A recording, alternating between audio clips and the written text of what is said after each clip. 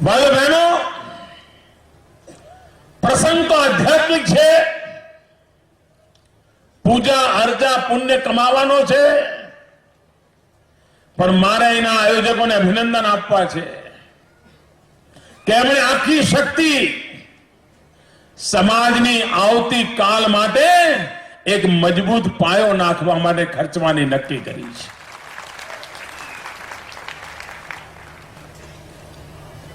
અહીંયા દાનની વર્ષા ચાલી રહી છે, પણ એ દાનની વર્ષામાં કોઈ પુણ્ય કમાવાનો ભાવ નથી, સમાજનું ઋણ ચૂકવવાનો ભાવ છે કે આ મારો સમાજ છે, મને ઈશ્વરે કંઈ આપ્યું છે, માં ઉમિયાએ કંઈ આપ્યું છે, એ સમાજના ચરણોમાં મારે પાછું ધરવું છે. ભાઈઓ બહેનો, મારો એક વિશ્વાસ છે, હિન્દુસ્તાનમાં જે કોઈ લોકો પ્રગતિ કરવા ઈચ્છતા હોય, વિકાસ કરવા ઈચ્છતા હોય, એ સમાજોએ ગુજરાતના પાટીદાર સમાજે કરેલી વિકાસ યાત્રાનો અભ્યાસ કરવો જોઈએ. ઘણું બધું શીખવા મળે એવું છે.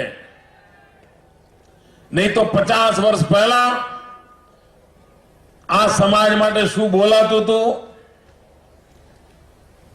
કેવી ચર્ચા થતી હતી, 50 જ વર્ષના ટૂંકા ગાળામાં આપણા વડવાઓએ આપણને એવો દિશા સંકેત કર્યો કે આજે સમગ્ર દેશમાં ગૌરવ અપાવી શકાય એવી આ સમાજ રચના ઉભી થઈ છે, સમાજ શક્તિ ઉભી થઈ છે.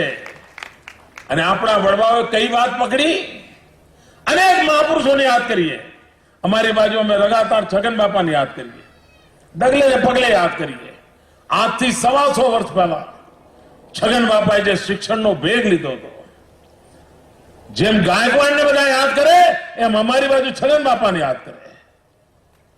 અને બાળકોને ભણાવવા માટે પોતાનું નાનકડું ઘર હોય, એમાં 4 છોકરા બીજાના લાવીને એ ભણાવવા માટેની વ્યવસ્થા કરતા હોય.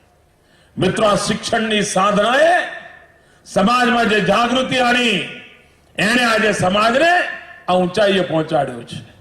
કોઈની કૃપાથી મોટો થયેલો આ સમાજ નથી ભાઈ, આ બળે ઉભો થયેલો સમાજ છે, કાળી મજૂરી કરીને ઉભો થયેલો સમાજ છે. અને હું તો અમારા અનિલભાઈને વિનંતી કરું, અનિલભાઈ એક યુનિવર્સિટી પણ ચલાવે છે. એ યુનિવર્સિટીમાં પીએચડી કરાવવા માટે બાળકોને કામ કેવું છે, પાટીદાર સમાજની વિકાસ યાત્રા ઉપર પીએચડી. સમાજના ઘણા લોકોને પ્રેરણા મળશે, વૈજ્ઞાનિક રીતે એમાંથી શોધાશે કે કયા સમયમાં કઈ કઈ બાબતોને પ્રાધાન્ય આપ્યું અને એના કારણે સમાજમાં બદલ આવ્યો છે. તો બીજા સમાજોને પણ આગળ વધવાનો રસ્તો કયો એ શીખવા મળશે.